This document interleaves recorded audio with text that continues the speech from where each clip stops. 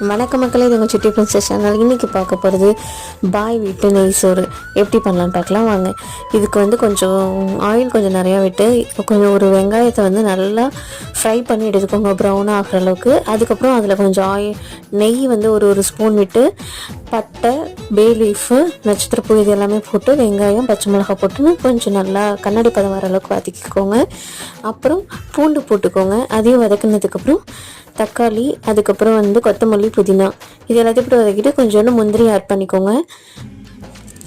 இது 1 டம்ளர் அரிசிக்கு 2 டம்ளர் தேங்காய் பால் விட்டு நல்லா உப்பு போட்டு கொதிக்க விட்டு குக்கரில் ஒரு 4 விசில் விட்டு இறக்குனிங்கன்னா சூப்பரான பாய் வீட்டு நெய் சோறு ரெடி ஆகிடுங்க. உங்களுக்கு இதுக்கு என்ன தொட்டுக்கோனாலும் வச்சு சாப்பிட்லாம். எனக்கு தெரிஞ்சு மேக்ஸிமம் இதுக்கு ஏதாவது கிரேவி மாதிரி வச்சு சாப்பிட்டா சூப்பராக இருக்கும். இதை கண்டிப்பாக ட்ரை பண்ணிவிட்டு நல்லா இருக்கான்னு சொல்லுங்கள். உங்களுக்கு இந்த வீடியோ பிடிச்சா லைக் பண்ணுங்கள், ஷேர் பண்ணுங்கள், சிட்டி பிரின்சஸ் சேனலை சப்ஸ்கிரைப் பண்ணுங்கள்.